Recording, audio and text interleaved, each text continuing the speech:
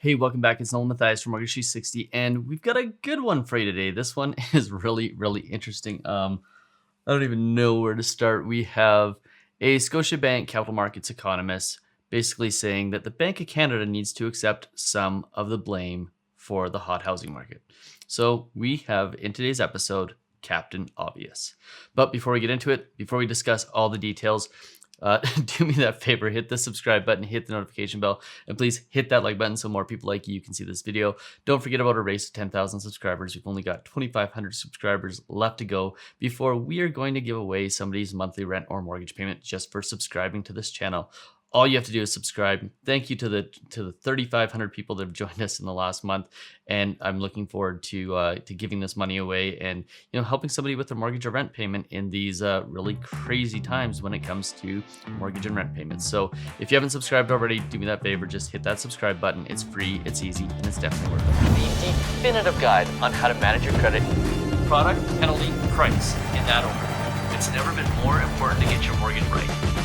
Okay, so let's get into it. Let's discuss the Scotiabank capital markets economist. This is Derek Holt, basically placing the blame on the Bank of Canada for the hot housing market. And this is definitely a scenario of Captain Obvious. I'm not blaming Derek Holt for being Captain Obvious because I think his message here and his intentions here are good.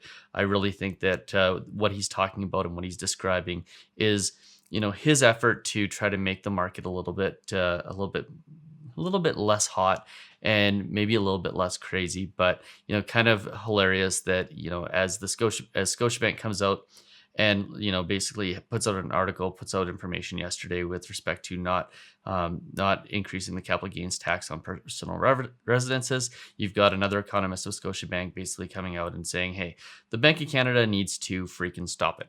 And I'm going to pull up the article here as we always do. And I'm going to actually read you some of the quotes here because, this was an interesting article. This is, somebody pretty high up in Scotiabank's world.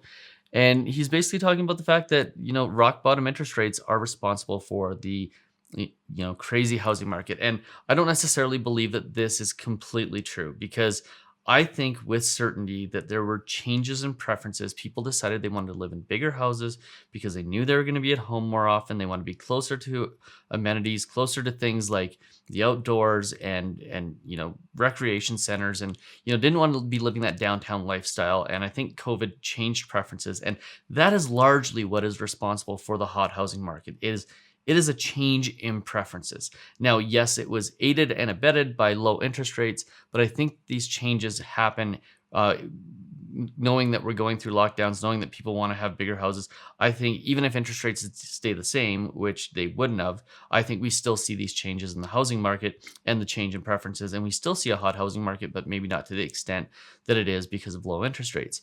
But I have to read you some of the quotes, and I normally don't read directly from the quotes on these articles, but I have to in this case because there's some good ones here.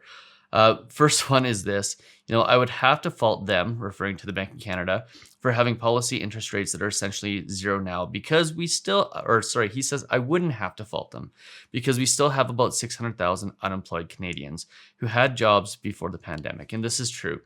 We absolutely have a lot of unemployment, which means we have to have low interest rates because this isn't about borrowers being able to borrow for housing. This is about businesses being able to borrow to spur on the businesses and basically create jobs. So the side effect is a hot housing market, but the reality is the reason why we have really low interest rates and will continue for a very long period of time is because the businesses need the ability to be able to spend and hire and basically have growth in that way. Now, he then goes on to say, I have more of a bone to pick with the fact that they continue to guide heavily indebted Canadians who are buying all of these homes to believe that the cost of borrowing won't increase for years to come. Now, this is the part that I take exception to.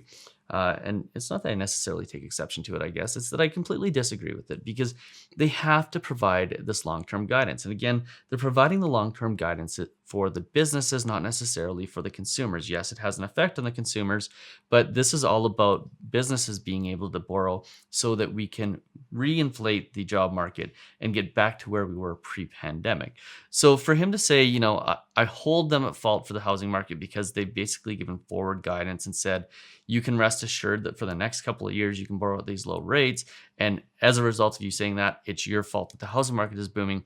I mean, it's kind of, you can't have both, right? You can't have the Bank of Canada trying to make sure that businesses feel comfortable in the fact that they are getting the ability to borrow money and that they aren't going to have their debt service ratios go through the roof. You can't say, we don't want that to happen. And then on the other side, say, well, yes, we absolutely need to say that interest rates aren't going to remain low for a long period of time because we need to stop the housing market. It's like you have to do one to get the other. So, I think it's really interesting comments. This is obviously a guy who has, for some reason, a beef with a hot housing market, as a lot of people do. I don't blame anybody for that. But, from an economist, he understands why they need to do this. He understands that you need to have Canadians know that they're going to be able to get a low interest rate for a long period of time, because that's what the economy needs to have the confidence to get back to where it was previously. Because guess what? If we didn't have that confidence, people wouldn't be going out and spending money. They wouldn't be going out and building houses. They wouldn't be going out and doing the things that is going to lead to more jobs and is going to lead to a better economy down the road. If you basically say, it could be a very short period of time, it could be a very long period of time, and you don't give them any sort of guidance as to how long these interest rates are here, well, basically the ability for those low interest rates to have the positive effect that we need goes away. Now, he also goes on to say, I think they're overreaching in that promise, that low interest rates are going to remain low for a long period of time, and that they should have changed that narrative as vaccines began to arrive and fiscal policy really started to emerge last fall. I think he's saying here that the Bank of Canada can't keep interest rates low till 2023. I'm going to go ahead and disagree with him. I think that they can keep them for that low for that long. And in fact, I think they're going to have to keep them that low for that long, if not longer. If you've seen what some of the other economists that BNN has interviewed recently have said, there are some economists out there who think that the rates are going to have to remain low for an extremely long period of time. And the Australian Central Bank, who has a similar economy to ours and is actually in a significantly better place from a COVID perspective right now, is saying they don't see interest rates going up until 2024. So for him to say they should be changing this guidance, I think that is just as much misleading Canadians as the Bank of Canada, or as the accusation he's making that the Bank of Canada is misleading Canadians by saying that interest rates are going to remain low for that long. So really an interesting article here, an interesting perspective. I get that he's trying to say, hey, interest rates are going to go up, so you need to cool down on the housing market. One Scotiabank economist isn't going to be able to make this case. You need significantly more than that. But interesting conversation nonetheless. This is the big one for me. I go back to this article. This is from March 18th. This is Stephen Poloz saying, hey, Canada's hot housing market is a trade-off to stave off a bad recession. So basically Poloz is saying we needed this. We needed low interest rates for a long period of time. And that will lead to a hot housing market. And we need that hot housing market because we need to get inflation back going again, and we need to have more jobs. For those of you who have made it to the very end of this video, I have something special for you. One of the things that I've recognized making these videos and doing this work on YouTube and trying to, fulfill my mission and fulfill my purpose of trying to help as many people as possible financially. In fact, I'll tell you exactly what my why is, my personal why is. This goes back about 6 years when I rediscovered it. And my personal why is to inspire people to thrive financially and give back. And when I say give back, I mean thrive financially so they have the money to be able to give back to their communities or the charities or the things that they care about.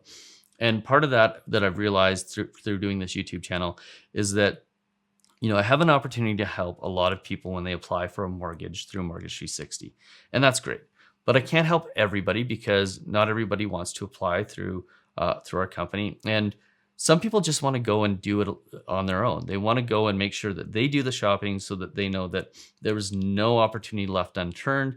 and no stone left unturned. And therefore, they don't necessarily want to come directly to us to do that work for them. And what I've realized is that I can't necessarily prepare them in the way that they need to be prepared for what's out there in the mortgage industry, because a lot of the things are that are privileged information, a lot of the things that are industry secrets are things that I can't necessarily put on YouTube. And what I've been struggling with for the last few months is, how do I get that information out there? So what I've done is I've put together a course that's called Secrets to Getting the Lowest Rate. And this is for the people that want to go out, do the mortgage on their own, talk to all the banks, talk to all the brokers, and try to get as low a rate as possible without necessarily the help of Mortgage 360. By the way, if you want to use Mortgage 360 for that, we've totally got your back. We're totally willing to help you in that scenario. But for those who want to do it alone, we've created this course so that you know exactly how much room there is to negotiate in a mortgage, how much you can negotiate, what's negotiable, what's not,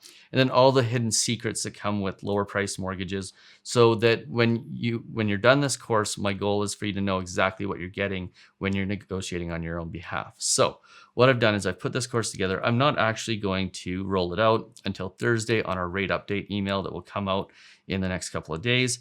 But that being said, since you've made it to the end of this video, if you're interested in that course, just as a small beta test group, I am going to put a link in the description below, and I'm going to give anybody who is watching this video to the end the discount code, which is Bank of Canada, not the words, but the initials, BOC. So the discount code is BOC for 50% off that course.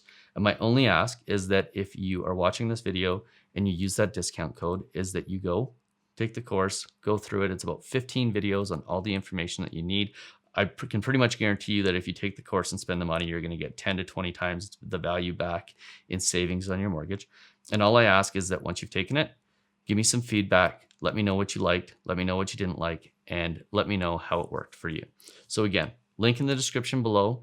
The discount code is BOC, and hopefully you will go in, learn a few things, be armed to go up against all the banks and all the brokers of Canada, and hopefully you will get a significantly lower interest rate.